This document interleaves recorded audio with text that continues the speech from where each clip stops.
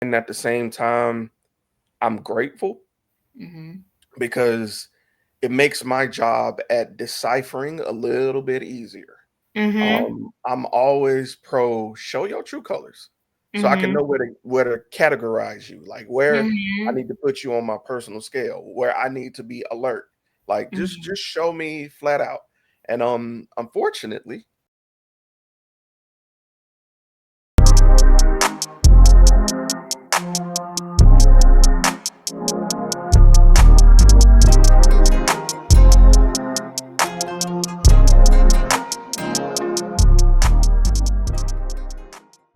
Hey, Style Crew. We are back for another episode of Style and Conversation. And we completed our election series, and I'll keep it 100 with you. The election did not go the way that I and many other people were hoping.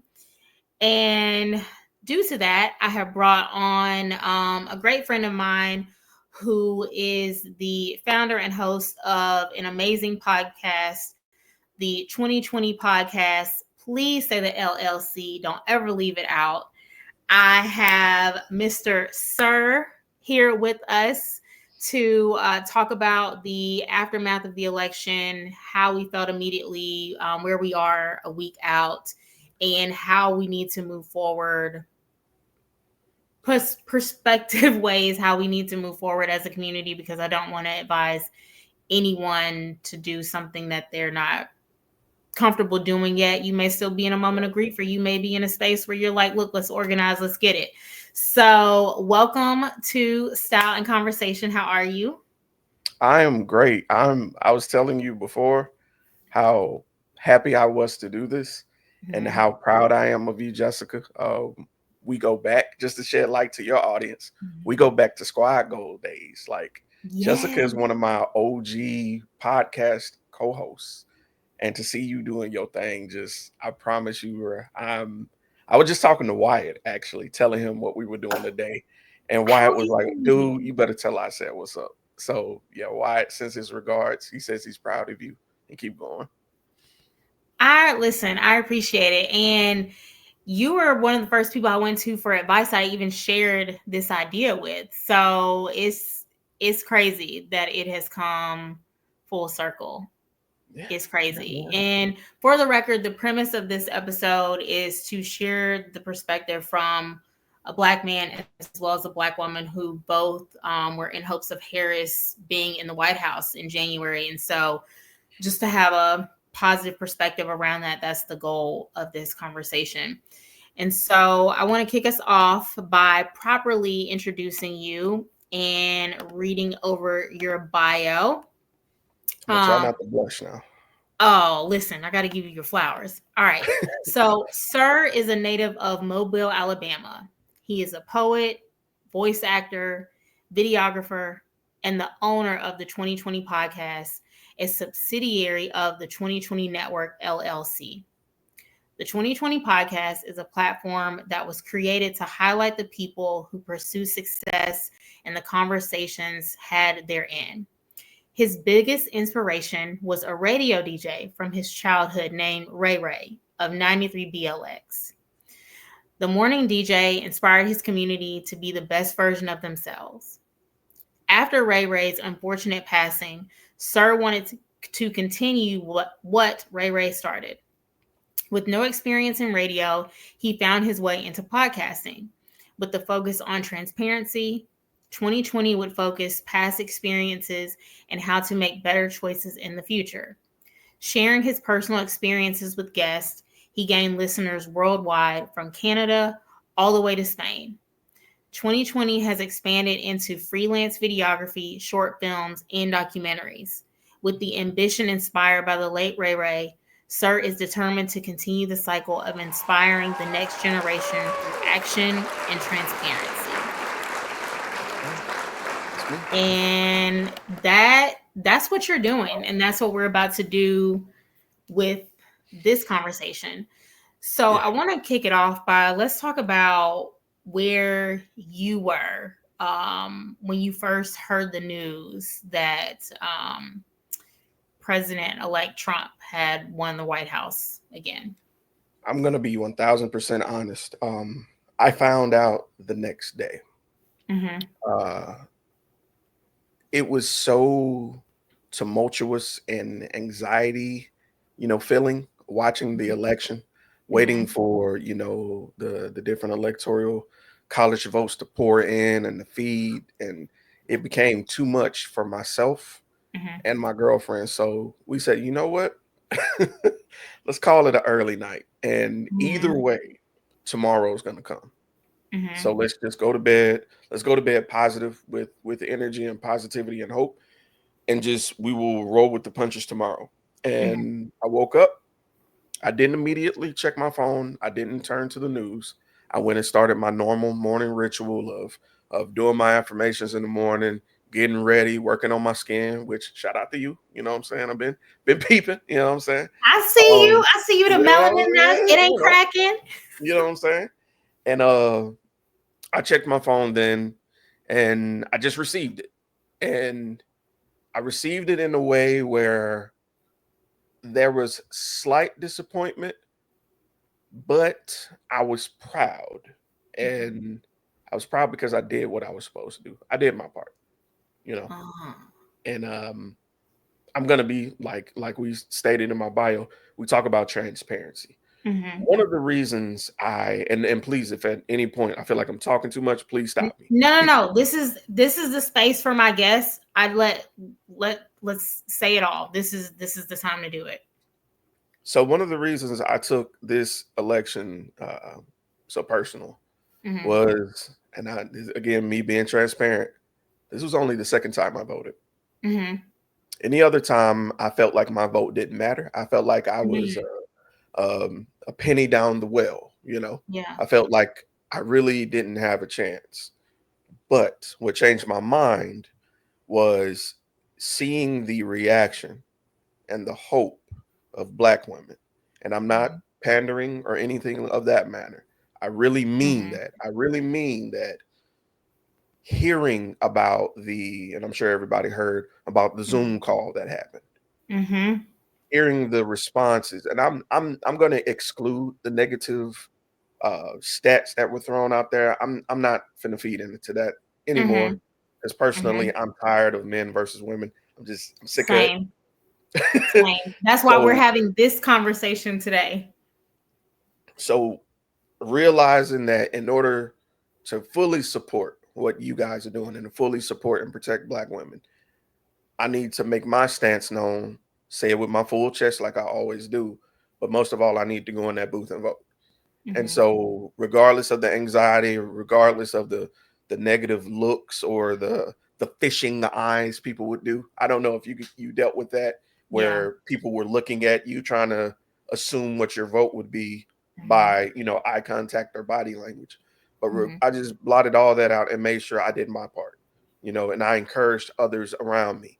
I constantly reminded people. I even had coworkers who would not be in town uh, on election day. Mm-hmm. So I printed out the paperwork. So, oh, you're gonna mail this ballot in, my boy. We got to do this. So although I did not get the result I wanted, I was still satisfied because I wasn't part of the problem. Mm-hmm. I was part of a movement to move toward a solution. Mm-hmm. So at the end of the day, I still have you guys' back. This wasn't just a one-off ticket. This wasn't just a one-off appearance. This was the start of me acknowledging that I had been a problem before and taking a step towards changing it. I'm trying not to cry. I thought I was past it. But no, it means a lot to hearing what I take away from you saying, like, yo, this was the second time I voted and I felt I wanted to. Like, I felt Yes. that there was an impact. What that says to me, how I'm hearing it, is that this candidacy, Kamala's candidacy, it represented so much more to you. And you believed in what was possible and what she stood for. And I'm right there with you. I'm right there with you. Just that momentum. from the time that it was announced that she was running, like you said, from the Zoom call, I had gone to, I previously had a career in tech, and I'm paused right now to figure out what is next in my life. But I had gone to a dinner, and it was an election series, and we were talking about this, and it was Black tech professionals, and everybody was just so hyped, and you could feel the energy, you could feel the momentum, and I had not felt that level of excitement since President Obama ran. And I Mhm. was in high school. It was my senior year the first time he ran. I was in college the second time. And I have always been intrigued by politics. The older I've gotten, I don't consider myself as well versed as my sisters. They are, in my opinion, far smarter than me. They're academics. So if there's something I don't understand, I'll go to them for clarity. But it is something that interests me, just because my parents raised me to understand the impact that these things have. And I grew up seeing my grandmother, she did not play about voting. She was going to call each of her kids and be like, who is taking me to vote? So Mhm. she could vote and get her sticker, because I'm from, like you, I'm from Alabama. I'm from Mobile. I was born and raised there, but my grandparents, my dad's parents are from Opelika, Alabama, which is 15 minutes from Auburn. And Uh-huh. my mom's parents, they're from like the Watley Grove Hill area. So they really went through it in terms of they saw the fight of what we went through to be able to vote. Right. Like, I'm talking poll taxes, the literacy test, just ridiculous, people being killed for this. Mhm. And they saw it. So that has just been, that sense of pride has been instilled in me, and it carried through to this election. And not only it was beyond her being Black, it was about her integrity, her policies. What I know, I did a full series on the changes that Biden put in place during his administration. And I just had so much hope. So, to take it back to election night, I watched election night, Mhm. and I stayed up until, I'm on Eastern time because I'm based in Atlanta. I was up until 1:45 watching everything come in. Yeah, I was up till 1:45, and I was, I'd gone back and forth. Like, I was back and forth between the living room and my bathroom, because I had taken that was my second day. I was taking my braids down so I could, Mhm. stay tuned into the news. And one of my girlfriends texted me, and she was like, I'm worried, friend. And I went back and looked at the TV, and I saw that his electoral number had gone up. This was at around like midnight. She sent me this, I think. Mhm. No. Maybe 11:30 midnight. And so then I text her, I said, me too, friend, but all we can do is just wait and pray.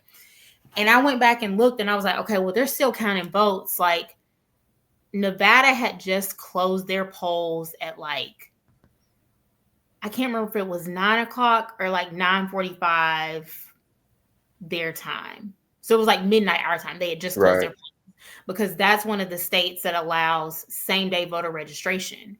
Yep. So they had an influx of students that wanted to register. So that's why they ended up closing late. So I'm like, okay, Which was beautiful, by the way. Like, either it way, is. that's so beautiful. Yes, I love it. it is. And I love that there are some states that offer same day registration. So I saw that North Carolina and Georgia were looking kind of not in our favor, but they were still counting. So I looked at the time for the news broadcast, and I saw that they were scheduled to go out at 2 a.m. Mhm.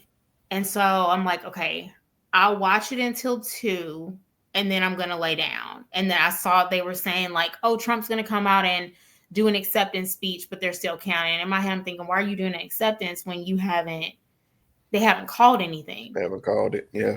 So I went to bed, and I said, I'm gonna just go to bed, and I wake up in the morning.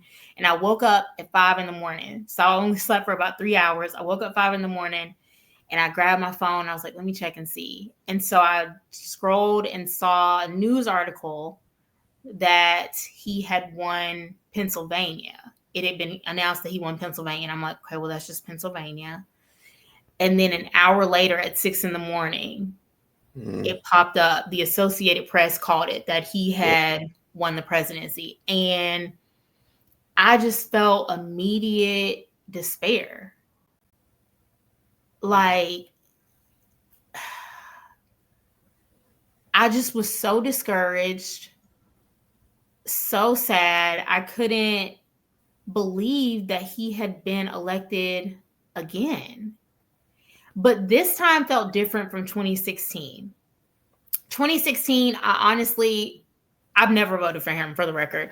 I'm a Black woman who's very progressive, so I think that goes without saying. He's never got my vote, and he never would have.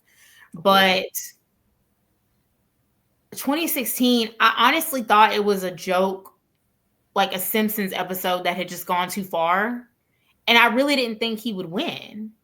And then when I woke up 2016, I was like, wow, y'all really elected this man. Okay, I see what type of time y'all are on, but disappointed, but okay, we'll rock this out. But for him to win this time, the difference for me is after everything that he has done, after the insurrection on the Capitol, after all of the xenophobic, racist, homophobic things that he said and done, and to take it beyond that, the regressive policies and things that he's put in place that have been put in place because of him. For example, the overturning of Roe versus Wade, because the court is now in balance with conservative justices. This was because of him. Marcellus Williams was executed, an innocent man, a few weeks ago because of this. Mm-hmm. And after all of those things, people still voted for him. Can I ask you a question? Yeah, for sure. So, and I apologize if I'm jumping the gun. Mm-mm. When you saw that he had won, Mm-hmm. and you said you specifically said y'all voted for this man. Mm-hmm. I want you to define your y'all, because I'm finding different Mm-hmm. people's y'alls are different. Mm-hmm. So I Gotcha. just want to know. No, I'm glad you asked that question for clarity. So for me, that is anyone who voted for him. Okay. Anyone who voted for him. To be transparent, this is a transparent space. I never expect anything from white men. I just don't. I don't expect anything from them. Feminism had to be created because of white men. So I don't expect anything. White women, you all continue to disappoint me because you continue to vote against yourselves. But this time, Black women are not saving you. We're done. We're choosing ourselves. We're done. So don't expect no March on Washington with the little pink vagina hats and posters. We're not doing it. We're not doing it. Latino men and women, I'm not surprised by that, to be honest with you. I know there's been a lot of analyzation around why this particular group has started to go more right. My personal theory, in addition to what analysts have said, and I've witnessed this living in Mobile, Alabama, like growing up there, I personally think it is the desire for proximity to whiteness. And that's honestly what shocked me about that number. I did not think that the Latino populace would want to go in that direction so much. I thought maybe the higher, the upper 10% financially, as Mhm. far as money Mhm. would, because it's in their interest to cut taxes for the more Mhm. rich, Mhm. but Yeah. the base level, like everyday me and you Latino, community, and I'm like, bro, like you one step from black to these people. Like, That part. like what do you I think that there were a lot of people that were deceived, and I'll just say you voted wrong. Period. You didn't vote in your interest. You are not in this man's tax bracket. And even the people, and I'm speaking directly to the non-white people that are in a certain tax bracket and voted for this man, you still voted against yourself. And more importantly, you may be in a certain tax bracket, but you have to understand that a larger part of the country and people that look like you may not be in this man's tax bracket. And it's not impossible, but with him being in the office, it makes attaining a certain way of life. I'm not even talking about billionaire status, but just peaceful. yeah. It makes it harder, and you just voted against everyone. And one thing I had to explain, which we'll talk more about further on, the relationship aspect of this. If you're in a friendship with someone or a personal relation, like an intimate relationship, and you all voted differently, navigating that. And I had to explain this to someone earlier. I said the bottom line is everyone that voted for this man went in the voting booth and voted for themselves. You didn't think about Mm, anybody else. That's that's a good evident. point. Hmm. That is very evident, period. You didn't think about anybody else. And what I think is happening and what will continue to happen, I do think there are a lot of people who are going to have buyer's remorse as they have to be held accountable for their vote. Number Yeah. one, by people close to them that did not vote for this man. Hmm. And number two, there's about to be some hard lessons come down the pipeline over the next 4 years. Even Hmm. paying attention to who he is trying to fill his cabinet with right now. This is a fool. This whole situation is a fool. Like, there's no eloquent way for me to put that. So, the other thing I try to explain to people is for people that are disappointed and voted for her, it kind of feels like, did you ever watch A Different World? Yeah, girl, grew up on it. Okay. It's one of my favorite shows. So, do you remember the episode where Whitley was shopping in the jewelry store and the sales clerk, she was treating her Hmm. real stank. Yes. And Freddie and Whitley, like, my observation of Whitley was very obvious and took pride in the fact that she was black. She knew this, but she also understood she grew up with a certain privilege, a certain level of wealth. Right. And I think she was intentional about her blackness. Otherwise, because with that level of wealth, she really could have gone to any university. But it was Hmm. a very pointed decision for her to go to Hillman. And there was pride Right. behind that, right? Yep. Um, but Freddie, who was always willing to bring her back down to earth, she pointed it out to her and she was like, no, she treated you this way because you're black. And she kept trying to wave it off like, no, I don't think that's what it was. And then she finally had to face like, oh, this is what it is. Like, you treated me this way because I'm black. That's how we feel. Like, the past 4 years, have things been perfect? Like, we're like, if I'm getting pulled over by a cop, I'm still hands on the steering wheel, lights on, very hypersensitive to the situation. Yes.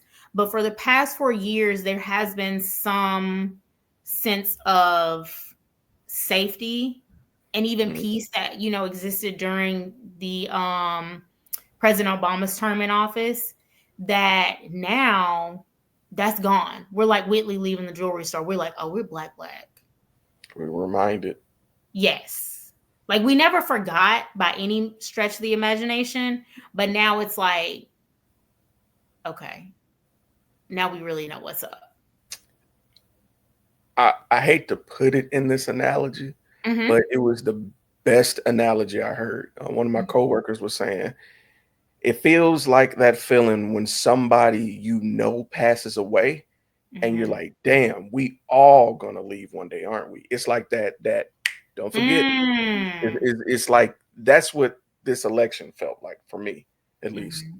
It was that reminder that, oh yeah, there are people like that and other people Yes. like that who are in plain sight, and they're just gonna, at the first opportunity, they Uh-huh. will show their true selves, and they did.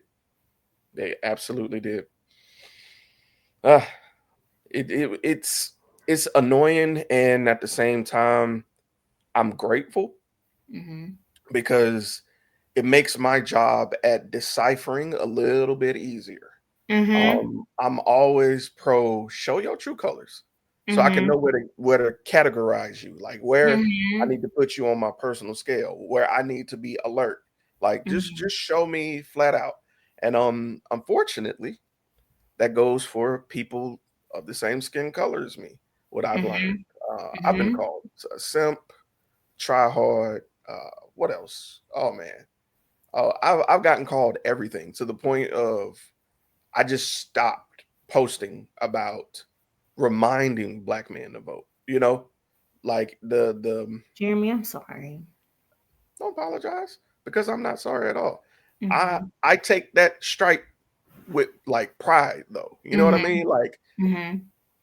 if you're not getting hate like that, you're not doing something right. The fact that I rubbed so many people the wrong way Mm-hmm. means that they needed to know what they were doing. They needed to know where I Mm-hmm. stood.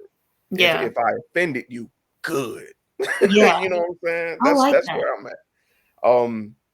But this I was disappointed at how loud the 20% Mm-hmm. was, but I was also Mm-hmm. proud at how loud the 80% was. As Yes. far as my people go, like Mm-hmm. because as soon as they said the demographics was out, oh, I was straight downloading. Oh yeah, Same. this state download, this state download, county. Yep. Let me go look. Like I wanted to know everything, Yeah. and it was just it's the best ammo I could have received. Honestly, Mm-hmm. it's yeah, it's terrible what happened, but at the same time, I know what I'm up against. Just we know what we're Yeah. up against, and just Yeah. like you said, you can fully protect yourself because you're not going to invest that energy, and that was. And I'll say it this way, and I say this lovingly. That was my problem with black women. Mm-hmm. Y'all was like overexerting yourself for the sake of love. It's always that motherly instinct. Come in, we all together. Come on, eat. Come on, Yeah. eat. And I'm just standing by the door, like we don't know these people. We don't know all of these. Like, don't be eating everybody cooking. Right. Like they ain't got food at home. Like, so No, no, go ahead, go ahead. no. I received that. No, I want to let you finish, but I want to say I received that. Yeah, it's just for years I've always seen y'all black women showing up, getting disappointed, showing up, getting disappointed, showing Mm-hmm. up, getting disappointed. Mm-hmm. And this time, it just felt good to be like, nah, I know this hurt, but I'm here to console you. Mm-hmm. And if anything else, just know I'm right beside you. Like, Mm-hmm. I'm here, like Mm-hmm. this was the best way because I don't know, had to go back in time and talk about divisive shit. Oh, excuse me, No, you're divisive. all good. You're all good. Oh, okay. But I was talking to my girl on one episode of the podcast, Ashley, and sometimes we record episodes literally in the bed. We lay in the bed and we just talk. Mm-hmm. And we were talking about the bear analogy, the man and the bear. Uh-huh. And I just took so much offense to it because I knew I wasn't a bear, Mm-hmm. but I didn't know how to properly convey or show that, yo, I am a protector for you. Mm-hmm. And this provided me the opportunity to really not just say it, not just make a video about it, but Mm-hmm. actually show. that nah, I am voting, I am moving in a way that's gonna protect you, Mm-hmm. even when the rest of these niggas people aren't, Mm-hmm. you know. Mm-hmm. So that was my like little kudos to you guys. It's like y'all took it in stride, but like this cross you ain't got to care by yourself per se, you know? Mm-hmm. Like this we can be in unity about, you know. I Mm-hmm. hate the arguments and all these other things leading up to this point cause us to be surprised by the result that we supported. But Mm-hmm. I'm glad that you are relieved of this burden of other people you got to deal with. It's like Mm-hmm. seeing you're dating someone, right? And you Mm-hmm. notice that their family is abusive to them. And Mm-hmm. like every time you see them get hurt, you're mad because you're like, every time you go out there and get hurt, I'm hurt because you're hurt, but I'm also the one putting band-aids on you, you Mm-hmm. know. But now knowing that you guys are valuing self now Mm-hmm. really makes me happy, like Mm-hmm. genuinely. And I don't mean this from like a segregated standpoint, but baby, everybody can go. They can't. They can't. And you know what? That's the reality of what is about to happen over the next 4 years. Hmm. Everybody is not going to go. And I'm good with that. I'm good with it. I'm at peace. When I tell you that Wednesday after it was announced, um, it was just heavy on, like, I really spent the day just checking in, loving on my people, grieving, and you could tell the energy had shifted within Black Hmm. women, where we were like my friends that were normally like, yo, let's organize, let's do whatever. We were like, nah, I'm cool. Mm. I'm cool. It was, and the energy was just straight like, don't ask Black women for nothing. Like straight like that. That is what it was. And it's still heavy on that to this moment. Like, nah, y'all can organize, y'all can knock on the door. Like, nah, we're good. We're good because y'all continue to vote against yourselves. And it's very interesting. I didn't even realize, and I'm sure you're not alone with feeling like that as a Black man, with seeing Black women like, let's go, let's rally, let's do this. And y'all be sitting back like, I don't know, Hmm. because that is us. Like, that's just the natural spirit. Like, we're going to get stuff done. We're going to get it organized. Like, look at what Stacey Abrams did, the grassroots efforts that she made for 2020 to flip the state of Georgia. And Yeah. then the way people turn around and still wouldn't elect her, you know? Hmm. So I think we're heavy on that right now. So my question for you is, we're now a week out. Hmm. Where are you at now with accepting, not accepting? How, like, where are you sitting now with this? Which stage of grief? Um, Mm-hmm. I'm at acceptance. Um, Reason being, I went into this election with the intent of if we lose, we still got to fight. Like we still have stuff to do. I still have people to protect. I still have civic duties I still need to do, you know? Mm-hmm. So right now I'm in acceptance. I am also in a stage of preparation. Mm-hmm. Um, Take that how you want. Mm-hmm. Um, I'm arming myself with information. Mm-hmm. I'm and I hate to say this way, I am creating newer boundaries as far as Mm-hmm. conversation Mm-hmm. and support. You know, Mm-hmm. I am just focused on rebuilding the house the way God intended. You know, Mm-hmm.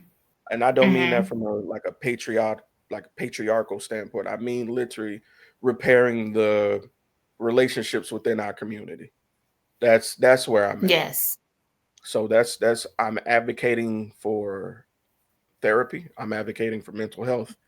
I'm advocating for Mm-hmm. education and resource management.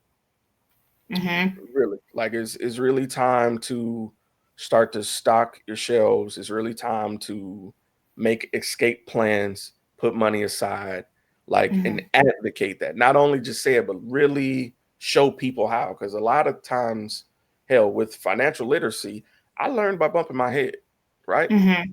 And it's costly, not Mm-hmm. in terms of money, but in terms of Right. time. So what I'm doing, younger people, the 20-year-olds, I'm talking to, hey, look, what's your 401k look like?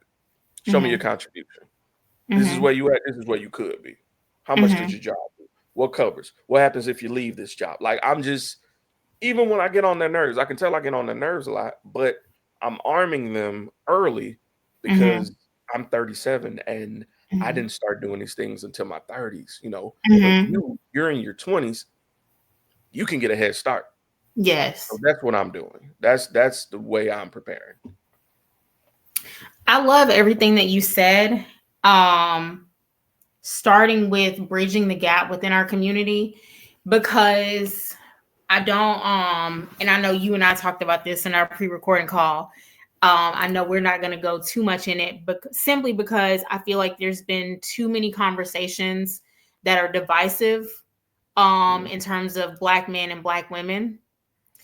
Um and I'm able to respect and understand. I think a lot of it is people weeping openly but not understanding that they're weeping. And I just had that Ooh. conversation with a really close girlfriend. She's the one who brought that to my attention Okay. during our D group, our discipleship group on Saturday. So I think a lot of like the rah rah that we're hearing is really like hurt. And I don't want to invalidate someone's experience, but I think it's just really misguided hurt that hasn't been directed in the right way. And so now instead of doing this, we're doing this to each other. Mhm. But with that being said, I do think we need to go back to kitchen table conversations. I think we've given other Ooh. cultures too much access to, number one, our culture.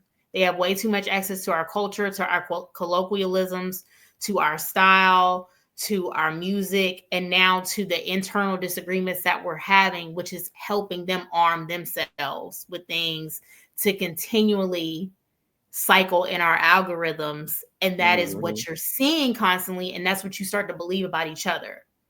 So to tie into what I'm saying in agreement with what you said about bridging that gap, I'm a firm believer that Black joy, Black love, and Black wealth is a resistance to the oppressor. Mm. So I'm glad that you are that is one of your bullet points that you're focusing on, because I agree that that bridge needs to be it needs to be merged in Yeah. some way.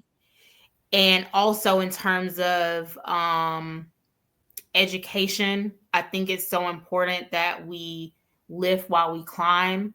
And what you're doing with speaking to the younger generation about these things, that is something that I think is so profound. Like, you may consider it like I'm just having a conversation, but it means something because you don't know. Like, they may have had a family member speak to them about something like that, or they may not. Like, they may have a family member who had no access to this. And so I think those are ways that we start to bridge those gaps and just focus on our own. And I think Mm. it's time that we do that. I agree. I agree. I think and I was talking to someone about this earlier this week. Um, what happened to a lot of us was during the pandemic, we got so comfortable being comfortable divided, right? Mm-hmm. We got the type of content we were having. We were having discussions, but they Mm-hmm. were the divisive ones, right? And Yes. so when the world opened back up, we were still having the same conversations, Mm-hmm. not And then it realizing that elevated. you feel me? You feel me? So now we have an opportunity to really change the mindset. Like as soon as we really like throw out the thought that that type of talk is corny, is old. Like we not doing that Mhm. no more. We're gonna Yeah. bring back unity and make it cool. Mhm. We're gonna be all right. I think we are in the early stages of that because Mhm. we realize we all we got. We I have agree. each other. Mhm. It's time to buy black, spend black, look Mhm. after. It's and I'm gonna change my mindset on certain things because I got comfortable with the I can't mess with the younger generation. Those are hard heads. Troublemakers. I don't even want to do that. No, I'm Mhm. speaking. I'm asking them at work how their day is going. You know, Mhm. and I can tell they're uncomfortable because they're not used to it. Mhm. But slowly over time, I have one gentleman in particular. I got him speaking. I got him doing it to other people now. Mhm. Right? Like just breaking that ice, just creating a safe space by approaching with friendly banter is like one Mhm. of the first steps. And so I'm glad to see that, to hear from you honestly. Like Mhm. hearing from black women, because it's so easy just on TikTok to swipe up and then hear myself get disparaged just because I'm a black Mhm. male. Mhm. And to hear what you're saying gives me reassurance that there are other people on the side, reaching out as I am, like, Mhm. yo, let's make this work. Let's make this paradigm shift, now, Mhm. So this is just, it's enlightening and uplifting. And that, what was that term you said? You said uplift while climbing. Oh, lift while you climb. Oh my God. I'm writing that down. Yeah, lift while you climb. Look, I can't even take my sister shared that with me. My younger That's hard. sister. Like I said, That's brilliant. Yeah, lift while you climb. And I just take that with me. yeah, that's a And bar. yeah, That's a bar. it's because I think what can happen, and even what I've seen as people enter certain tax brackets is it's like, I got to this point, I'm cool. And so Mhm. they forget about others. So at my church, my pastors, they'll take a sabbatical normally around like the beginning of the year. And this year they had a preacher come, and I can't remember her name. I'll go back and find it, but her message, man, she was so raw and she was so real. She was like, "Look, I'm gonna keep it a buck with you. Like, I struggle with porn addiction. I struggle with this. Like, just like real about it. You know what I'm saying?" And one of the things she talked about was how people have the excuse of with not voting and how they become apathetic to the process. And their excuse is, Mhm. "Well, I'm good." And she said, "But your neighbor's not, your family member's not. So you need to vote for them." And I appreciated Mm. her bringing that out in the church. And one of the things I wanted to talk about, and I want to hear your feedback on this. So I am very much a believer. My faith guides my life. I've made no qualms about that. And I've spoken about it more and more as the podcast has gone on. Mhm. However, I'm disappointed with a lot of the um unhealthy, I think, religious response to this election. And what I mean is, I'm not I'm going to slightly touch on this. So the side that deems their vote for Trump as the Christian thing to do, it's not. This man possesses no fruits of the spirit in any sense of the form, and that's where I leave it at with people, and I'm going to leave it there in this conversation. But I did want to address that. Yeah. What I'm more so referring to is the people who, and I can appreciate it, but that have gotten to a certain point in their faith where when the election results were released, it was very, God is in control, God is in control. And okay, yes, but one thing my dad said to me, and I have a lot of reverence for him and his wisdom, and my dad is a minister. He said, "Peanut, yes, God is in control, but he's not in charge." Ooh. Mm. You got to remember who the world And belongs to. that part. And that really spoke to me because, yes, again, I am a believer. And yes, God is the head of my life. And I try my best every day to live the way that He's called us to live and welcome the Holy Spirit in. So He's ordering my steps. However, I'm still a human being, and God gave me emotions, and my emotions don't govern the way that I move through life, but they are indicators. And I don't think God gave us emotions with the intention of ignoring those emotions. And the problem I had with what a lot of people were saying, even some of the leadership within my church, I'll be honest, and I revere them, but I think there was somewhat of a dismissal of people's feelings and concerns about what this election means for their lives. And I can completely appreciate that you have gotten to a level in your faith where you are able to wake up, shake it off, get your coffee, walk your dog, kiss your wife, kiss your husband, going about your day, whatever your day looks like. But that's not the case for everyone. Right. Everyone may not have what it is that you have in your bank account, or they may not have gotten to that point. And to take it a step further, one of the things that I'm realizing with this podcast is not that I was naive to this. Not, number one, not everyone is a believer, and we're all on different journeys in our faith. So I take it seriously to meet people where they're at. So I personally think it's irresponsible of me as a believer to get on this platform and completely dismiss people's concerns, their fears, and their grief and say, well, God is in control.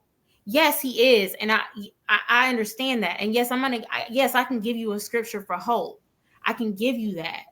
But right now you're hurting, and we need to acknowledge that. Let's not gloss over that. Just Yes. because you've deemed, yes, God is in control. Yes, again, but right now I'm hurting. Right now I have a real concern and fear about having a child in the state of Georgia. That is a ways away from me, but I have concern about, you go into a pregnancy hoping and believing for the best, but that's not always the case. And if God forbid something doesn't go the best, you're looking at a situation where it could not only be like my husband having to choose between me or my child, but it could be both of us. This is the reality that people are dealing with. This man really wants to reduce Social Security benefits for seniors. This is the reality that people are dealing with. And so I just wanted to express that that was one frustration that I had in terms of to the post-election results. And I'm curious to get your thoughts on that. I know you spoke on it just briefly in the episode you recorded after the election, but I would just love to hear your feedback on, everything that I just shared. Okay. All right. So first things first. This very situation Mm-hmm. is why I am not on Facebook currently. This Mm-hmm. very like specifically this, Mm-hmm. because I read this the next morning as well, and it instantly pissed me off. Mm-hmm. Like I was, because again, everybody was in a different stage in their grief, and Mm-hmm. I was still in my anger, and this Mm-hmm. took me from like a 6 to like a 10.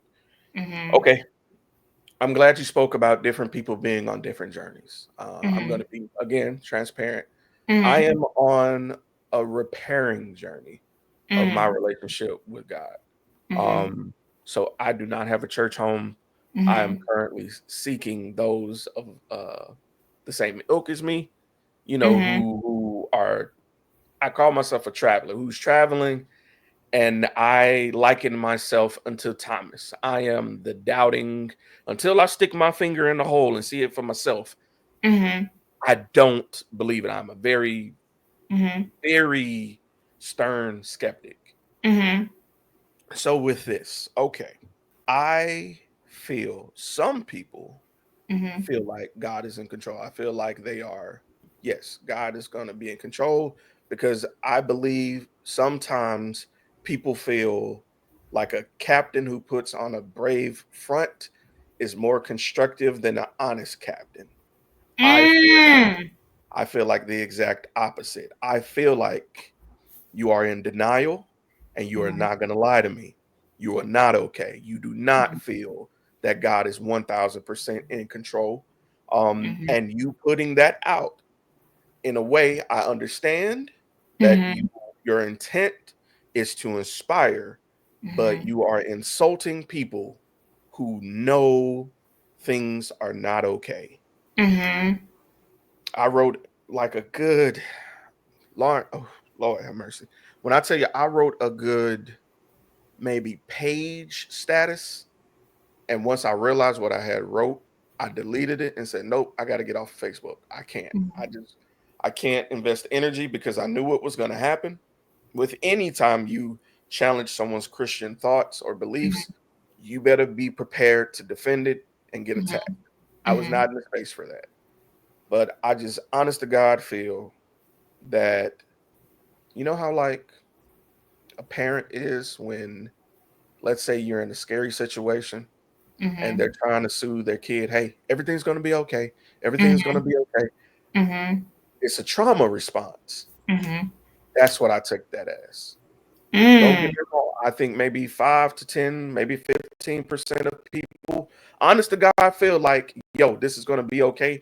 But that quick of a response screams trauma to me, Yeah. like straight up, personally. Yeah. So I saw it. I clocked the T, as people say. Mhm. And I have to let people go on their journey.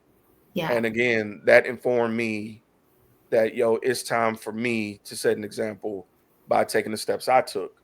Because what's unfortunate Mm. is a lot of people prior to the election didn't vote because they felt that God is in control, right? Mhm. I know this because I talked to people. Mhm. I looked Mhm. at the fact that Alabama has the lowest turnout for Yep. voting in Mhm. history this year. Yep. History. Mhm. That tells me something. And Mhm. so once I saw those posts, I decided, you know what? Let me go take a look in my counties, like I discussed earlier. Mhm. And it was like Mobile was cut, excuse me, Alabama was cut in half. Right there in the middle is a large band of blue. And the areas like Mobile, like Birmingham and Huntsville, Mhm. they were red, right? Mhm. Um, but when I looked at the percentages, Lauren, it was like 47% Kamala, like 50% Trump. And I'm like, wait a minute. Right. If we actually came out full force, Mhm. we could have did this. Mhm. So I took that information, like I said before, I prepped myself with information and I Mhm. carry it forward. I inform other people. Some Mhm. people felt like, man, we ain't make it by a long shot. No, no, no, no, no. Look at this county. Look at how we voted when Yeah. people didn't show up. Yeah. Let's go hard in 4 years. Let's make Mhm. sure this don't happen again. So all in all, I'm sorry I got off track, No, but no, no. You're everything you're saying is important. And I want to say let's go hard in 2 years for the midterms. oh, come on, man. Come on, man. A lot of people don't even know that Yeah. your representation, especially in like the Senate and your local elections, are very important because Mhm. they're going to be speaking on your behalf. Your Yes. communities, and right now we have a little issue with redlining that's about to happen in Mobile. But those Yep. type of issues we're not aware of. So how do we Mhm. beat that? We talk Mhm. about it like we are doing right now. We Mhm. inform. We make it well known. We make it the norm by informing. So what we're doing right now is honestly our version of saying God is in control. We're Yes. putting the power back into the people that believe. Because if Mhm. you believe in people, you believe like we prayed earlier. If Mhm. you really believe that we can invoke the Holy Spirit in just everyday situations like this, there's no reason why it can't happen in an election. Yes. Feel me? Like, so Yes. that's what I'm going with for it. I agree with everything that you said, and that is very encouraging hearing that about Alabama. I'm not gonna hold you. When I was home, I came home in October. So everybody, I've talked about it, but I'm from Mobile, the same place Jeremy's from. And I came home in October to spend time with my dad and my sister. They have like back-to-back birthdays. And I was driving around my aunt's neighborhood and I was like, look at all these Harris wall signs. Like Mm-hmm. Mm-hmm. I was very encouraged. And I think that was another thing that added. I was like, maybe we can really like, I believe we're gonna win this thing. So seeing that in Mobile, Alabama, it was just so encouraging. And so I agree with you. I'm glad that you took the opportunity to actually look at the data and break it down based on the counties. And that gives me hope. That gives me hope. I do have concerns about what is ahead of us in the next 4 years, but I also have hope that starting with conversations like this, more people will be inspired and we can get past this voter apathy this wave that started to happen within people, and they can be encouraged again and just understand that they have a voice and it matters. Hearing from someone like you who felt that way and felt discouraged, it like hearing that from you, it just makes an impact. Yeah, yeah. And again, this is all transparency. And honestly, we just have to make it the standard. I don't know if you remember, like, I hate to bring up Diddy, but this was Mhm. a thing. Do you remember Mhm. the vote or die Rock the movement? vote. Yeah. We need that. We need that energy again. Yes. We I like absolutely it. need that again. We need a revival of that again. I don't Yeah. It doesn't necessarily have to be that particular movement, but the energy, like it Yes. was like, oh, you ain't registered to vote? Why? Like we were Mhm. holding each other accountable, but it Mhm. was the cool thing to do. Like It we have to was. make it. The way you get rid of apathy is you give people a reason to care, you know? Mhm. And as soon as you connect the dots and show where people are affected and where change is possible, that's Mhm. when you stoke an interest. And so the way we do that is display this data we got. We were so Mhm. like really think about it. Kamala got dealt a terrible hand, Mhm. like a last minute run, and she got Mhm. so close. Mhm. So close. Like, come on. Like this honestly gave me hope.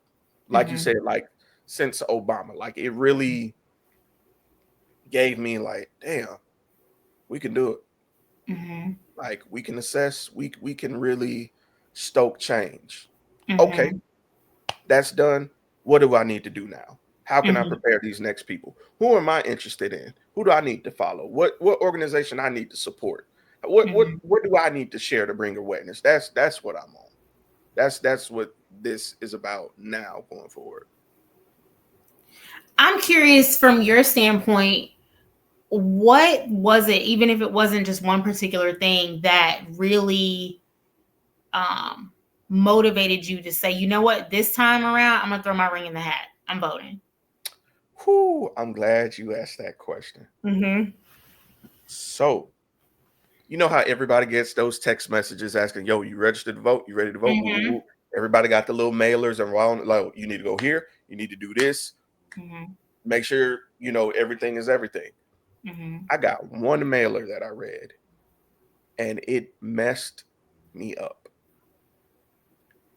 This Mm-hmm. mailer told me the percentage of my lifespan, how much I had voted. It was 16%. That Mm. was embarrassing. My girl, I stood there dumbfounded. She's like, "What are you looking at?" And I showed it to her, and she said this jokingly. She said it jokingly, but it hurt my feelings in a great way because Mm-hmm. it woke me up. She said, "Damn, babe, you part of the problem." I said, "You right. Oh. You are absolutely right." Changed my mindset. How can I advocate for her, but I'm not doing what I need to do to advocate for her, like when it counts.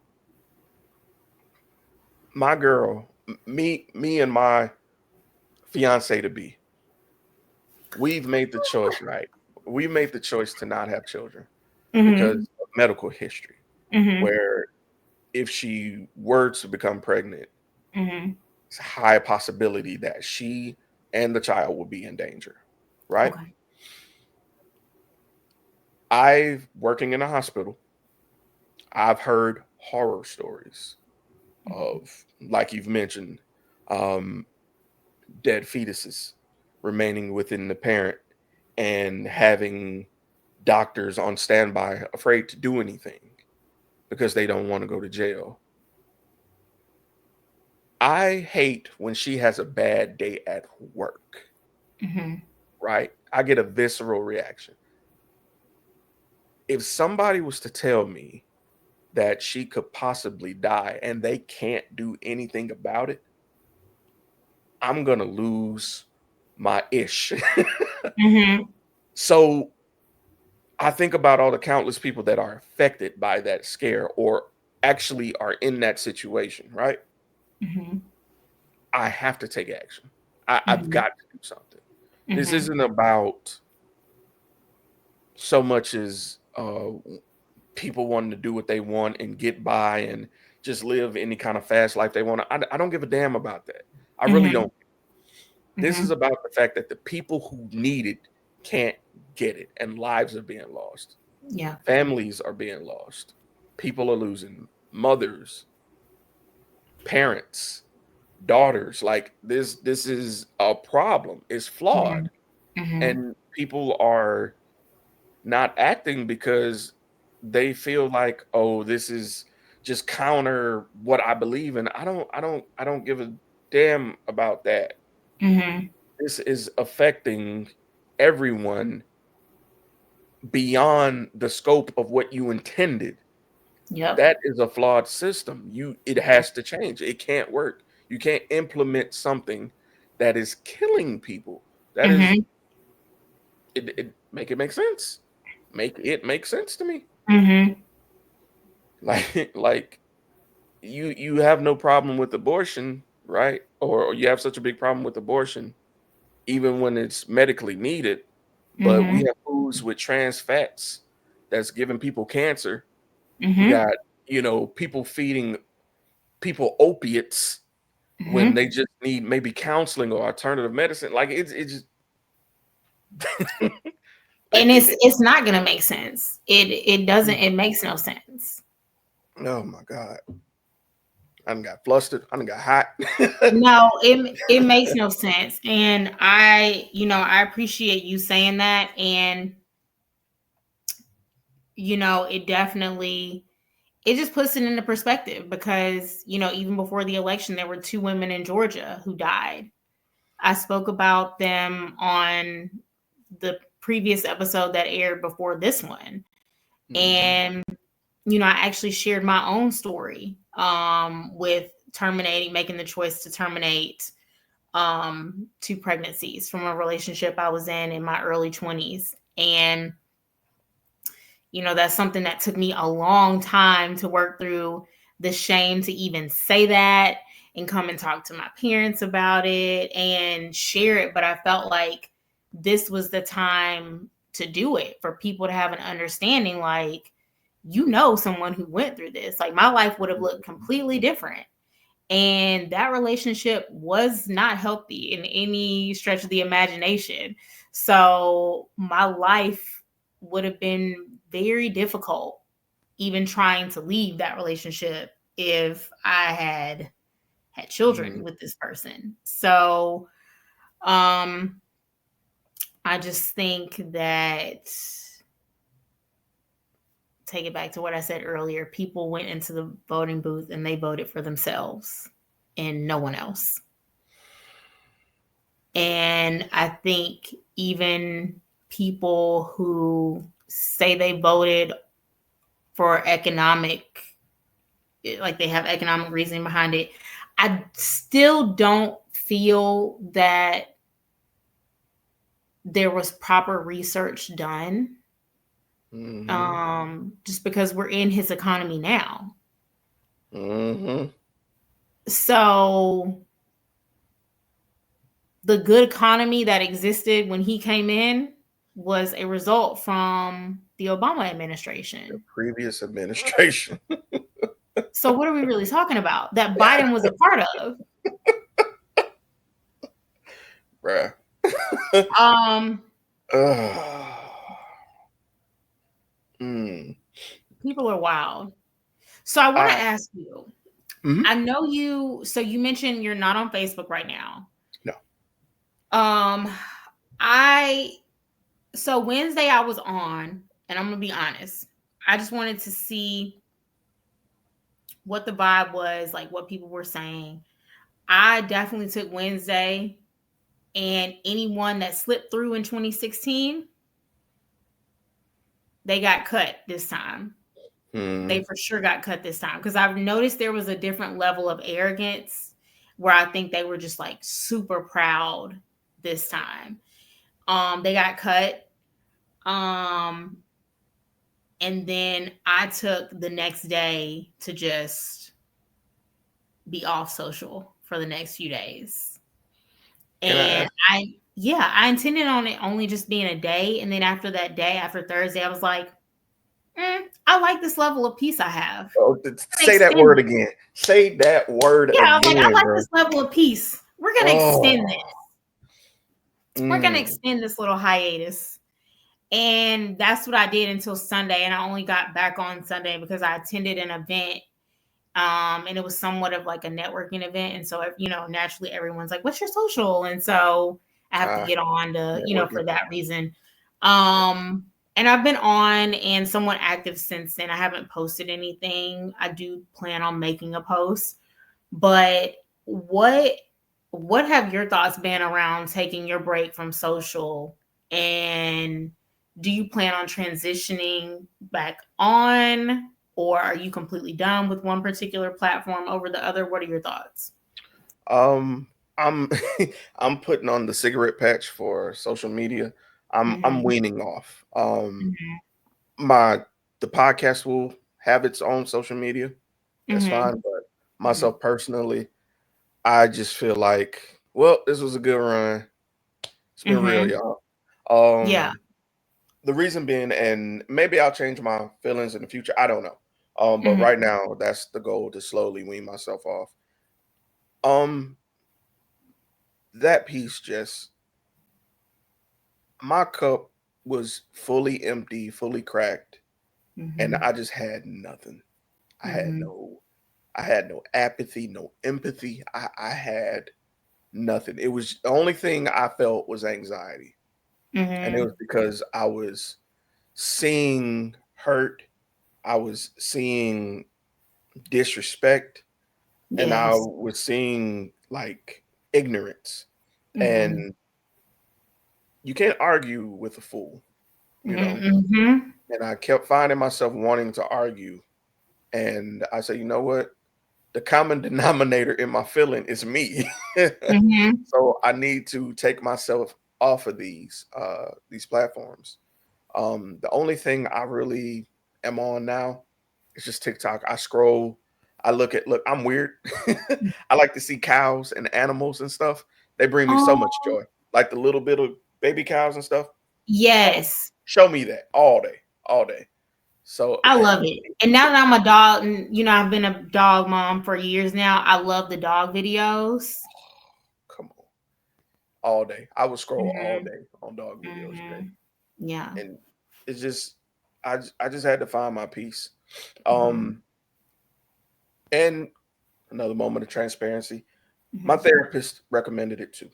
Um, mhm, we spoke Saturday, mhm. and I just unloaded everything on him, what I thought, and he was very supportive in my thought. He told me, he dared me to get back to the creative me, Mhm, and he asked me what brought me peace, and I mhm. told him, well, people watching, going outside, just sitting there in silence with my headphones, and he was like, get back to that. Check Yeah. on the people that mean the most to you, let them know what's going on. But for the most part, get back to that. The world ain't going anywhere. Yeah. And that's what I'm on, Jay.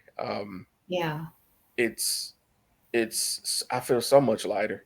I don't, and there's a certain productivity increase that happens when I find myself not scrolling as much or not Mm-hmm. seeing what other people are doing, and fully transparent. And I appreciate you being, as transparent as you are. Is very inspiring because I have a problem of comparing myself, even Mm. to this day. Same. To this day, I compare myself. Mm-hmm. So a great way to not compare myself is to not see other people's work where I hold them in a higher regard, or I find myself envying their status or life or platform. I just had to get back to me in order to give back to y'all. Like, Mm-hmm.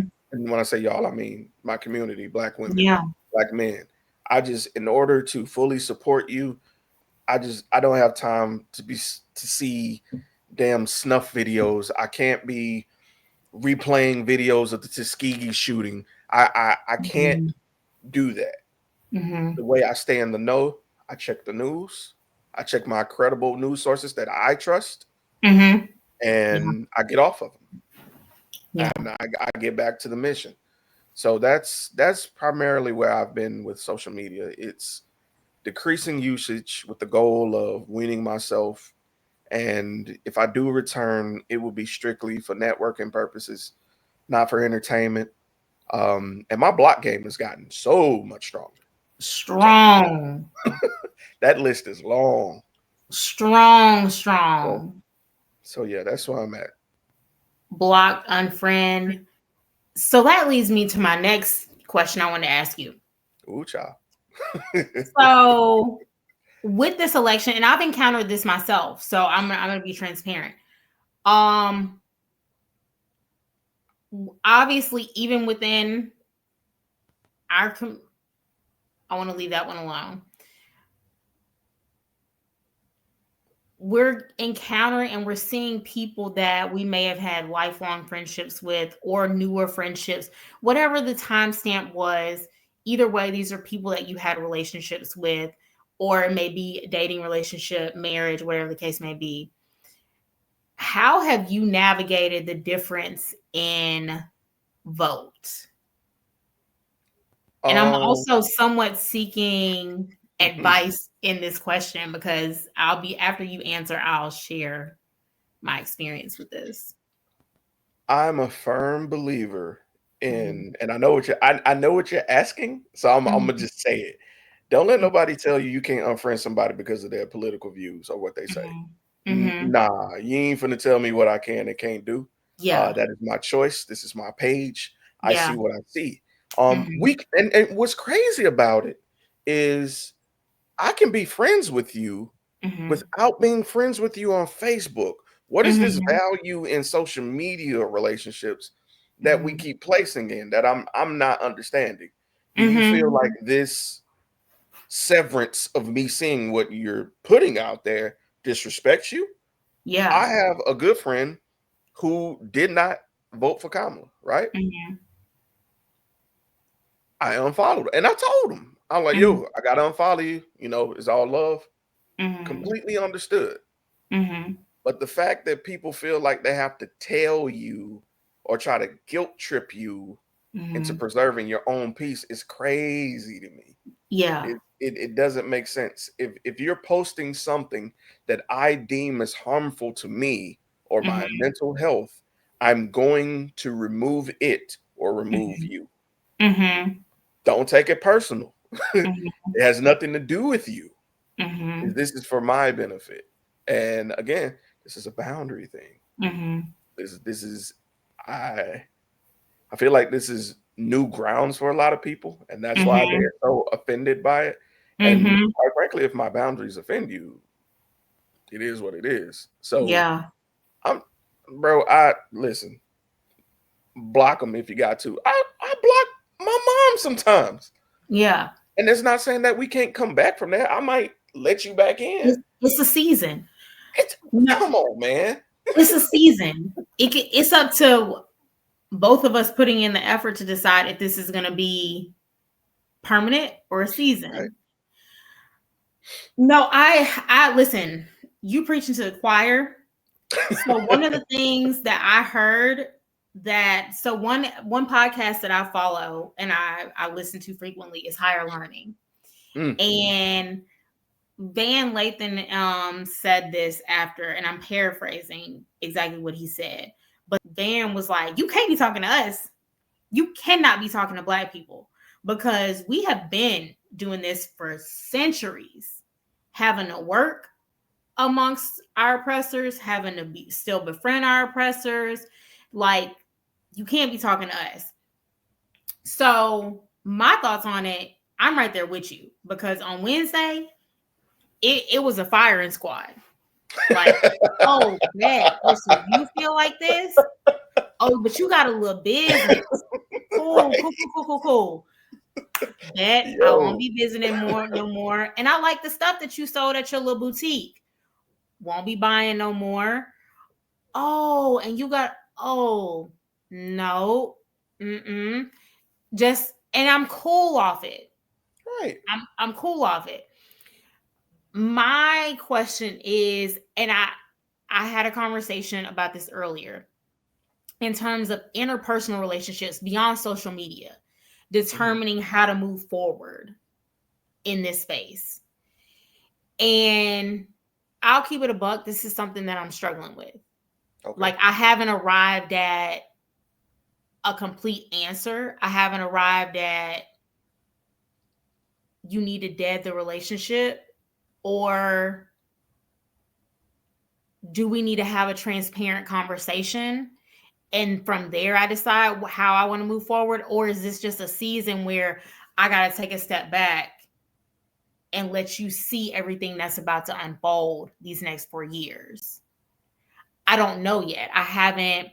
Right. I do know I'm disappointed. And I know for me, I feel like it's a vote against me. You don't see it like that. Like, you really went in the voting booth like I'm voting for me. But what you did by voting for you voted against me and so many other people. And so where I'm at is like, and trust me, I'm not that, I don't like that much depth where it would just be this election where I'm considering a relationship. Has to be things prior to that where I'm questioning your ideology around having continuously voted for this person. Right. But I don't know. And I think that what we're going to see is still fresh. So I think these types of tough conversations, encounters, unfriending people, deciding how to move forward in a relationship, that's happening. And I wouldn't be surprised if, and I'm not speaking this negatively, but I do think we're going to see some friendships dissolve. I wouldn't be surprised if we see some marriages dissolve because of this, because it's so much deeper than what people realize. And one piece of advice that I have that I said, because I've encountered 2 friends that I know of that have voted for him, is y'all are going to have to just stand 10 toes down on your vote. Y'all went in that voting booth and voted with your chest. Now you're going to have these conversations with people and you said what you said. Like, you voted how you voted. You're going to have to stand 10 toes down on it and accept the repercussions. And that may be you losing friendships. That may be certain people not wanting to rock with you.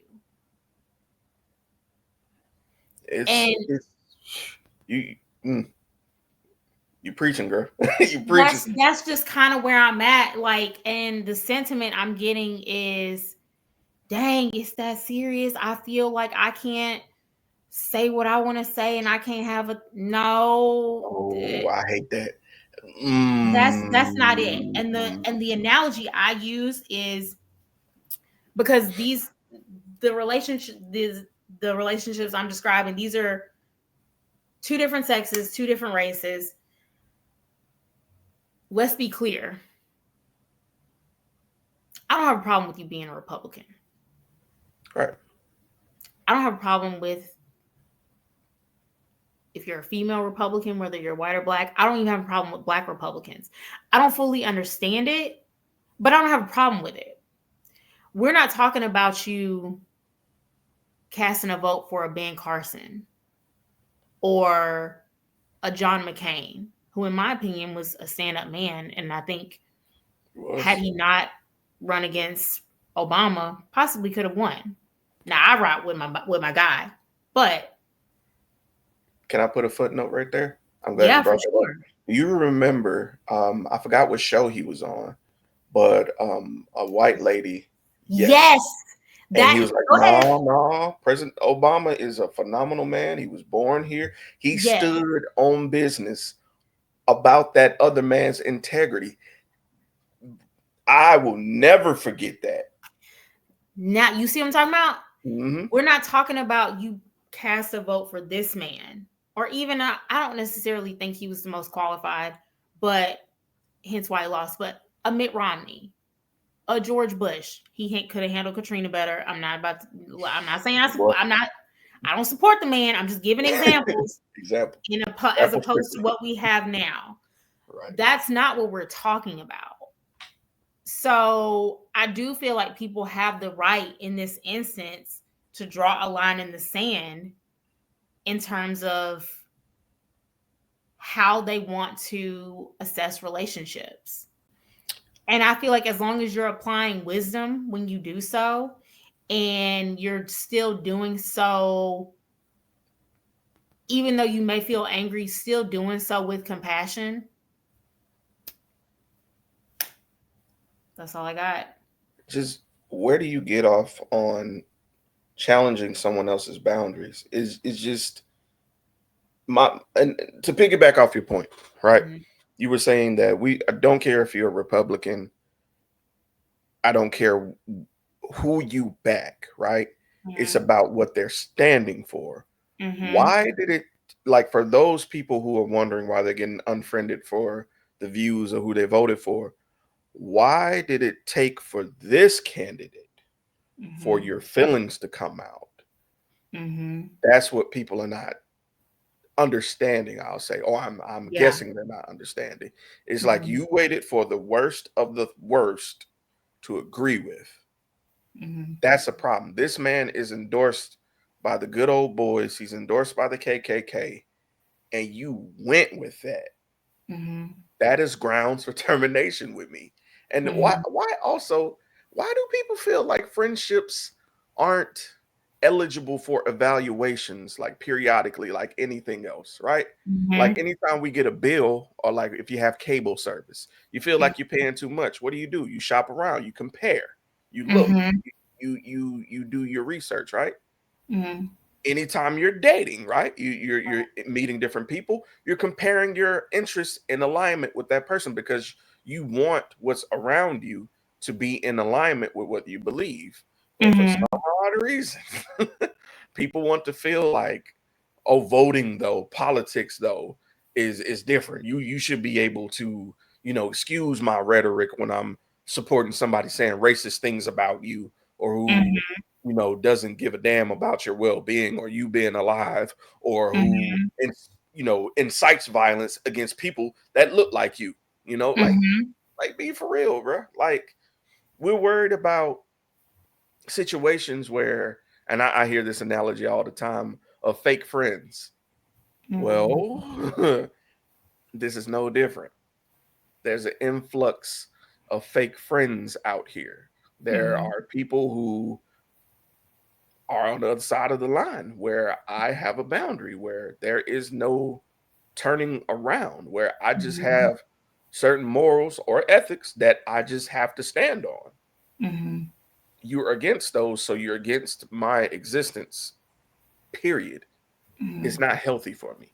It just, people want their cake and eat it too, and it's just, I don't give a damn how much you try to belittle or scrutinize people who are eliminating people who don't have their best interest. I applaud them. I say keep doing it.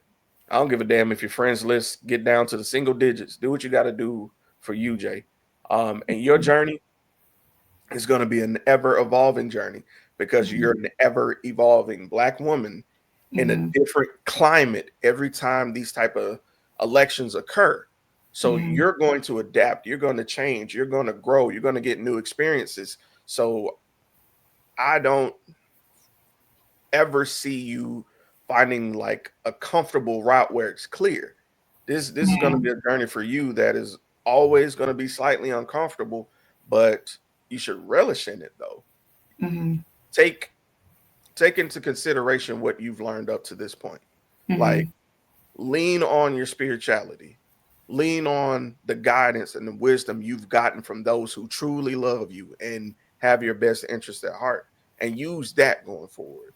You know, the cool thing about the journey of life, like I've always likened it as to like following a trail in like the fog, right?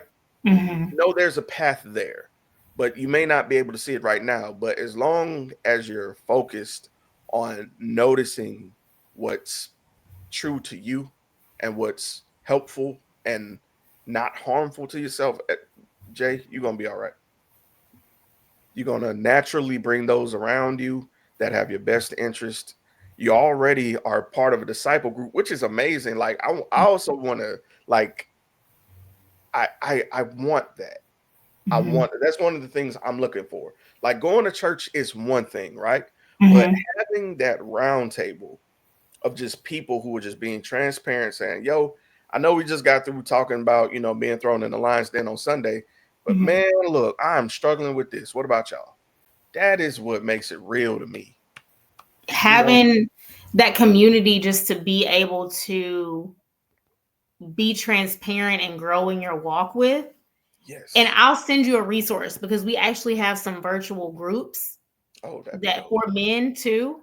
So Yeah. I'll get you connected. I'll reach out Yes, if you're please. open to it. I'll definitely get you Yeah, connected send that to because me. that's one of the things that helped me in my faith. So I grew up growing going to church, Hmm. and so that has always been instilled in me. And then when I was in high school until like late college, my dad and my stepmom had a church, and they're still ministers. So that definitely was instilled in me. But now as an adult, it's a choice. And not that it wasn't a choice before, but I'm choosing God for myself. And I Yeah. Yeah. understand his faithfulness and how he's just always been there for me. And I just have this peace that is indescribable because it's definitely been a year of change for me. Hmm. Mad uncomfortable, but I'm just like, okay, what are we doing next, God?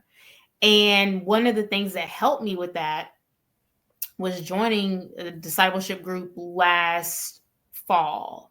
And to be honest with you, I was nervous to join because I'm more aware of the word now in certain verses that I've said and I've had them in my heart, but I still don't know the Bible front to back. And so I was a little nervous. I was like, oh, I don't, I still use a table of contents. I don't know about like, they're gonna be looking at me like, oh shit, this little heathen, she don't know how to get to Galatians. I was a little nervous. And when I joined, like it wasn't that. It was just like, yo, these were the readings this week. What did you get from it? And I could be like, yo, I got, this is what I got from it. And then somebody else get a completely different interpretation, but we're able to help each other. And it's like, yo, I've been battling this week. I don't really know how I'm gonna make it through. Like, Mm, how did y'all navigate? Has anybody ever faced this? How did y'all navigate it? Well, can y'all stand in prayer with me? And mm, it was that really helped me grow my relationship and just not be ashamed about where I'm at in my walk and just be like, hey, I'm struggling with this right now. Like, and just being more comfortable being myself. And you know what? To be honest with you, I think now that I'm talking this out with you, I think that's one of the things that helped me shed the perception of having to be perfect and be able to come forward and be like, yo, I've had to terminate pregnancies. It's not something I'm proud of. And I do think that, abortions make God sad. But I also think that, again, it's nobody's business. And it's our job as believers to fill ourselves with the love of God so much that it overflows to everybody that encounters us. So maybe by encountering God, people for themselves are able to make different decisions so they don't have to do what I did. They Right. don't have to feel the hurt that I have, Right. feel the Right. shame that I felt for years, Living testimony. and feel like I got to hide and I can't talk to my parents. And even when I told them, my dad was just like a minister. And he was like, Peanut, we don't love you any less. Mm. God forget, you need to let it go because God forgave you as soon as it happened.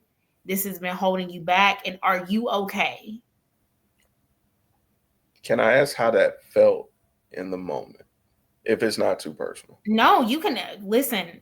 We're going there. If I definitely cried. I told him over the phone. I couldn't have done it in person just because the fear of disappointing my parents Mm-hmm. and Mm-hmm. seeing their face. But once I told them, I felt safe. Mm-hmm. Knowing that they had my back, I felt safe and I felt free from it. Mm-hmm. And then, even having the conversation with my mom, um, I just let her know, I was like, I'm okay. I don't want you to feel like, and one of the things she said, well, I feel bad. Like that, I feel like you had to make that decision and I know you want kids. And so my heart just breaks for you, but I don't love you any less. Mm-hmm. So, just knowing that I had their support I and love just it. knowing like I can go home.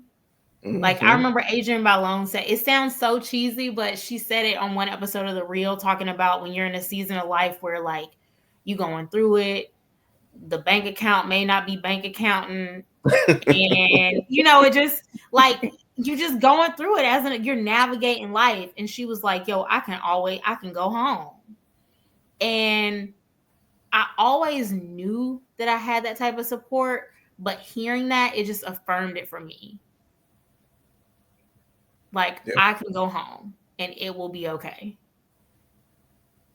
that's that's beautiful, Jay.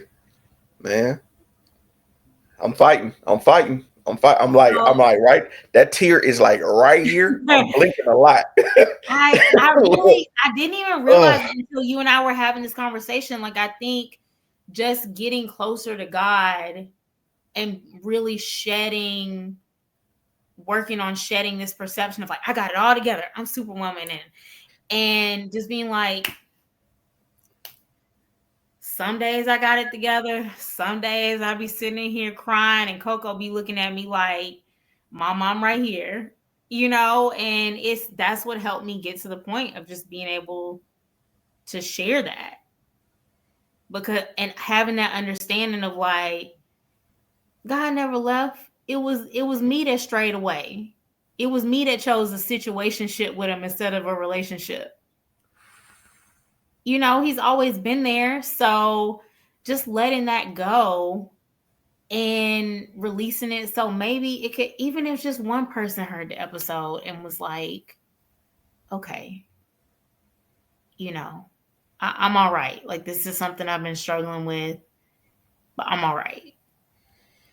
mm, I really feel you just spoke to a lot of people just now, beyond women. I mean, I know I relate to you so much in that aspect of not wanting to disappoint my parent. Mm-hmm. And I had a very similar conversation with my mom on the phone, exactly the same way you said. Mm-hmm. And she's just hearing her say, hey, it's okay. And it wasn't, she was saying it's okay Mm-hmm. in the sense of, how do I say, it's okay, I'm not mad at you. She was telling me it's okay to cry in that moment.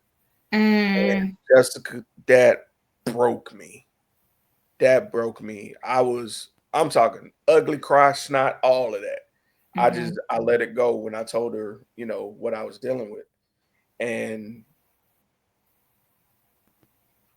there's something about having a saved parent Mm-hmm. that they can, where you can't speak or can't find the words, right? Mm-hmm. They can pray for you on behalf of Yep. you, and God will show mercy on behalf of your parent. Mm-hmm. And I'm witness to that in a lot of situations. That's what really started my repair journey. Mm-hmm. And when I say repair journey, it isn't that God is fixing the bridge. The bridge is already there. I'm repairing my parts. I'm Mm-hmm. dealing with and letting go and understanding why things are the way they are with me and Mm-hmm. repairing my relationship with God. And Mm-hmm. again, Jay, thank you because whew, you've confirmed a lot of things for me today. It's interesting. I all my life I've heard things in threes when I Mm-hmm. really need to act on something. And Mm-hmm. in this hour and a half we've talked, you've confirmed about four different things for me. Mm-hmm. And thank you. I, thank you so much. Thank you. It's like here. Like that freedom feeling, the worry I've had personally, you are speaking to, because I also have that anxiety when it comes to church folk, because Mm-hmm. I'm the church hurt kid, you know. Mm-hmm. It's a lot of us. Yeah. Um, when dealing with newer circles and people who are further along their journey, it is intimidating. It is Mm-hmm. scary. And hearing that you were brave enough to take that step and seeing you now, seeing you gush and glow about God, right? It it does my heart good. It does my heart good. And please send me that information. Please. I will for sure. I appreciate you for listening and asking the question, and then just also allowing me the space to trace the dots. Like, oh, like this is how you got here. It wasn't by happenstance, Mm, you know? mm, yeah. This the way this worked out Mm-hmm. is God's work. 1,000%. 1,000%. Like one of my good girlfriends says, nothing is wasted. Mm, And I I received that, and especially in this moment in terms of connecting the dots. So I'll for sure get you that information. yes, And ma'am. again, I think that again, conversations like this is how we invest in our joy. Mm-hmm. And um again, I think that's resistance for sure. Yes, ma'am. You got this. Okay, so I wanted to ask you one more Yes. question. So we touched on this a little bit at the beginning of the episode, where we were talking about the path forward when people are ready and willing to do that. If anyone is still in a moment where they're still processing this turn of events, I want to respect that. But um, after everyone is in a position to move forward, I wanted to talk about ways to do that. So if you could repeat the steps that you mentioned in terms of moving forward as far as Yeah. bridging the gap and things like that, and then I want to go over some resources that I found to share with everyone. Yeah. Preparation. As Mm-hmm. far as that, like educating yourself financially, Mm-hmm. understanding the climate you're in, looking up resources around you. Um, my Amazon started talking. Sorry about that. Okay. um, but understanding where you are, and what I mean by that, understanding where you are, I Mm-hmm. mean financially, location, like geographically, like understanding what's around you, creating an escape plan. Because another thing that is also kind of byproduct, I've noticed harassments are on the rise down here. So please make sure you guys are being safe. I mean this for men, women, and children. Try to limit getting gas at night. Try to not get money out the ATM, in shifty places just because it's Mhm. convenient. Try to be in well lit areas. Let people know where you're going if you're going alone. Like have someone that checks on you. Mhm. Just just education, taking steps that are more preventative as far Mhm. as causing occurrences. Have a protocol if something happens. Mhm. If you get pulled over, this is an unfortunate reality we live in, but as Black people, we know we tense up when dealing with the police. You know, Mhm. practice the way you would go about an inspection or if you're stopped, like mentally, and sometimes go in your car, sit and imagine what would happen. Know your surroundings. Practice your breathing. Um, Go to therapy. Mhm. That was a big one for me. Please, please go to therapy. It's so Mhm. much that we deal with that we are conditioned to do or react to that is really not conducive to our growth. Mhm. And I'm learning to unravel those beliefs and those methods of thought. And it's really changing the way I approach certain adversities. And I think we could benefit from that. And being literal, I think a lot of us will escape from harsh situations with our lives intact if we rewire the Mhm. way we react and think. Um, but yeah, those are some of the things that come to mind as far as how I'm moving forward. I think those were all really important things. I'm glad you touched on how to um, try to address potentially being pulled over by law enforcement. The one thing I do want to add to that is I do have a friend that shared with me to roll your all four windows down if Mm, you are, and I had never heard that before because it gives the indication that you know someone in law enforcement, so you understand a certain protocol. So I learned that information, and I just want to pass that on to our communities so we can keep as many of us safe as possible. So I just wanted to add that because I definitely had no idea about that. I So like that. That's smart. yeah, I had no idea. Some of the resources that I found. So, like I spoke about earlier in the episode about being wise about where we spend our dollars. And I'll be releasing more information on the Instagram page for the podcast. But for now, I just want to share. So, there are some Black owned business directories to reference. So, Official Black Wall Street, um, Mm, Support Black Owned, We Buy Black, an app called Blapp, that's spelled Blapp. mm, Um, there is a shopping icon that can indicate that a business is Black owned. Also, don't ever be afraid to use Auntie Google, Google Maps, Google Search. yeah. So an app that I actually used a few years ago, something called EatOkra, that gives you an indication of Black-owned restaurants in the city that you're in. Mm, And again, I'm going to list some more information, but these are just some resources.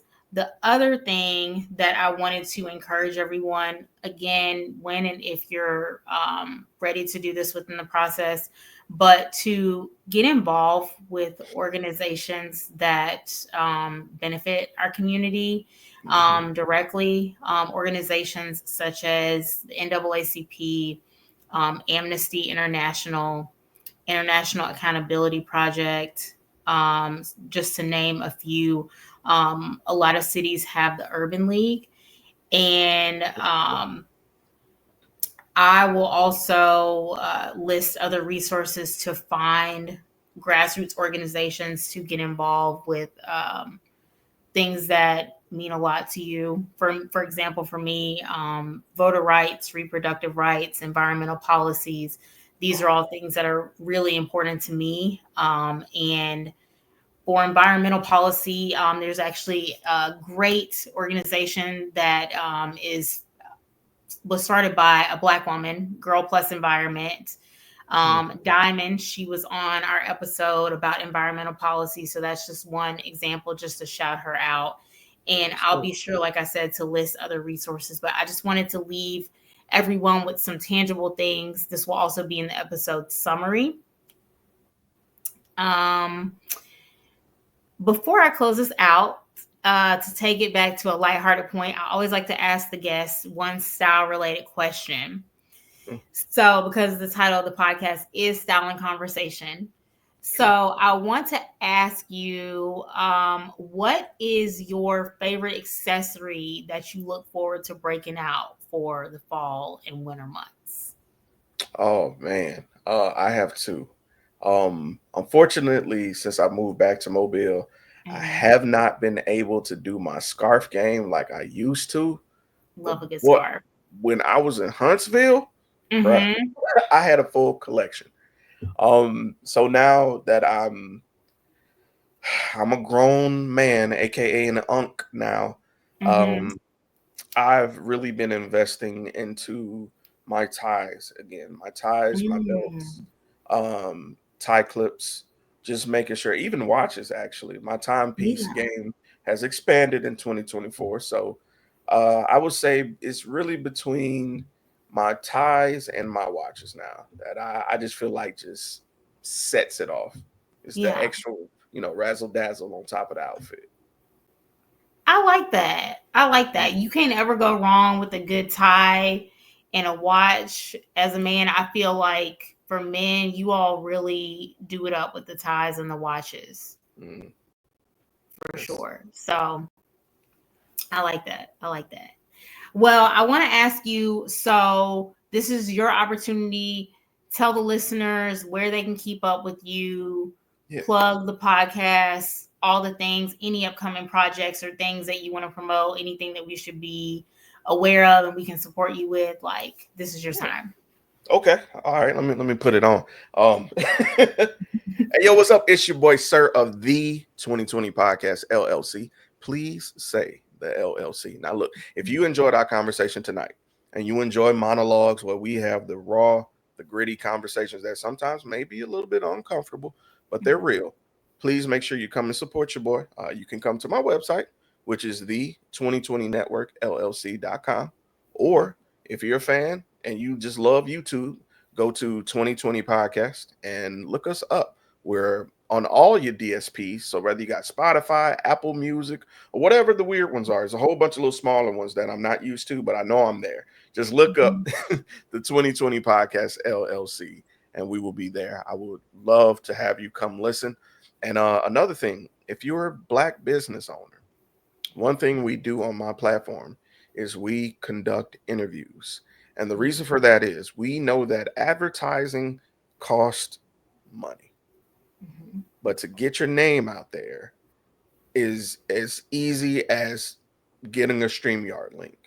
So allow me to be of service to you and get your business out there. Hit me up. Let me know. We can do a one-on-one conversation just like this where we discuss your history, your motivations, and where you hope to go forward in the future. Allow us to be a beacon to help you and give back. So yeah, that's my spiel. I love it. Y'all make sure and support all of these things. Make sure you go and follow and subscribe. You won't regret it. Just so many great conversations. I can't say enough great things. And you'll be tuned in anytime that he releases an episode for sure. For sure. Thank you, Jen. Well, That means with a lot. that, I'm going to close us out. And I appreciate you for coming in and being able to have this conversation. I'm leaving it feeling more hopeful, about where we're headed as a community over the next 4 years, I think this is an opportunity for us to lean into each other, for restoration and healing to take place, as well as economic advancement, because I just see this for all of us. So we can thrive in this madness. We truly yes, can. we absolutely can. Hey, we've thrived in worse, so we can definitely do it here. Yes, ma'am. Thank you again, Just. This has been a pleasure. I'm so proud of you. I'm not going to stop saying that. I'm so proud of you, dude. Look, I'm proud of you. Like I said, I will tell people, listen, you were one of the first people I went to and even shared the idea with, and got so much advice. And it's wild to think that we're here, and we're both doing it. And I just have a lot of reverence for you and the art that you put in the world. And I can't wait for everyone to hear this episode. Yes, ma'am. I'm excited too. I'm be like, that's me. That's you. That's you. Well, with that, we are Out Style Crew. We're here for you for the next 4 years. We're gonna stay encouraged together, and just know that you are not alone, and we'll navigate all of this together. And with that, we are out.